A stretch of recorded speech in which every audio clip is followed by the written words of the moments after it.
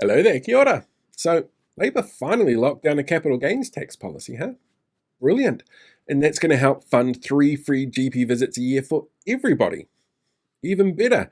And they've announced it almost a year out from the election, which gives the public plenty of time to understand the policy and realise that it doesn't touch the family home, farms, shares, business assets, personal items, KiwiSaver, or inheritance. Those are the areas most often vilified by the current government and media narratives when it comes to implementing a CGT, and this takes it off the table going into the election year. It's a solid Labour policy in that people on the right are going to vilify it because it's being mean to rich people, and people further on the left will have wanted it to go harder. In a way, it's a clever move to get in and undercut the narratives that right-wing governments have dominated with on the topic. For example, the National Party posted this fear-mongering post a couple of hours after the announcement, insinuating Labour's announcement would impact people's businesses and KiwiSaver. But not only is there no evidence of this, it's been specifically ruled out in the announcement. In fact, the overriding theme of National's attacks so far have been tax is bad, which is a reductive outlook that ignores that our tax system is in need of an overhaul.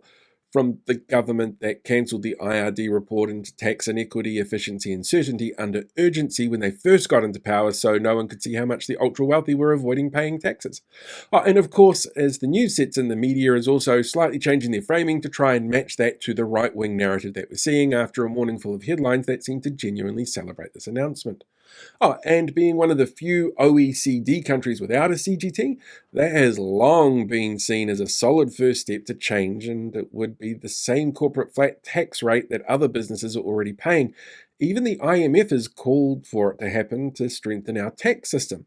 It's treating property investments as a business instead of an unregulated way to build wealth without productivity, which is a system that's really hard to get into if you don't have the assets or funds to do so when you begin this process.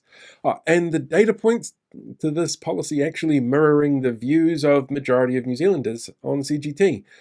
This Reed Research poll data from September this year showed that more New Zealanders supported a CGT than opposed it, as long as it didn't impact family homes, businesses or farms. From a cold, calculated perspective, a CGT makes sense, but it is an issue that has for years been ramped up and vilified by successive right-wing governments, indoctrinating some members of the public to believe that it must be a bad thing, while they themselves will most likely never be impacted by it. And the government responses, they've been predictable. Nicola Willis, the beneficiary of a trust actually that holds 3 non-family home properties according to the Register of Pecuniary Interests in Parliament, and the current finance minister who spent $500 million on no boats borrowed to pay for tax cuts, gave tax breaks to tobacco companies, and was laughed at on Q&A by Jack Tame when she showed up with a one-page spreadsheet claiming it was the National Party's fully costed financial plan and wouldn't totally tank the economy or lead to higher inflation, despite what a raft of economists told her, has said that this is a terrible idea. That's like having the shark in Jaws try and tell you that you should just keep swimming with that bleeding cut. What's the worst that could possibly happen?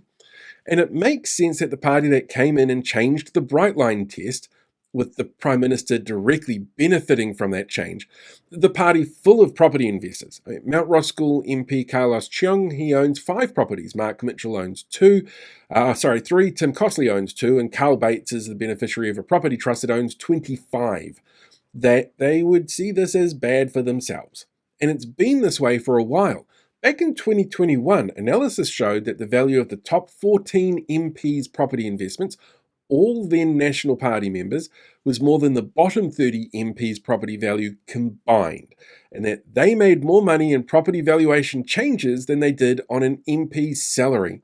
And yes, some of those property valuations included farms, but a large chunk of that was investment portfolios. And David Seymour has said that the policy is divisive. The issue isn't that the government has no money, it's that it spends it on the wrong things. Well, the Prime Minister last week told striking government workers that it would pay more if the money was there, but the country is broke apparently. Even New Zealand First jumped on the any CGT is bad bandwagon, despite the same Reed research I mentioned before showing over half of New Zealand First supporters support having a CGT. So the most capable to pay people looking to have to pay the most under a CGT, which would impact less than 10% of people while benefiting every New Zealander with free primary medical care. The same people impacted are also controlling the current laws and settings which they benefit from, which for some reason isn't considered a conflict of interest under current parliamentary laws. They don't seem to like this, which sure does seem like a good reason to give it some serious consideration for its merits. And there's plenty of time between now and the election to get our heads around what is actually a really simple policy. After all, even Australians have a CGT, and if they can get their heads around it, we should have no problems. And there's even record numbers of New Zealanders moving over there knowing that they have a CGT in place. So the real question is going to be, does the coalition think that you're smart enough to understand it, or are they going to assume that you're dumb enough to fall for their misleading, vilifying social media slogans and not look into it yourself? Hey, thanks for sticking around till the end of the video. While you're here, why not hit that like button or share the video or even subscribe to the channel. You could even become a paid YouTube member so you can see things released in advance, you get access to some exclusive content, and like all these awesome people, you get to have your name at the end of the credits as well.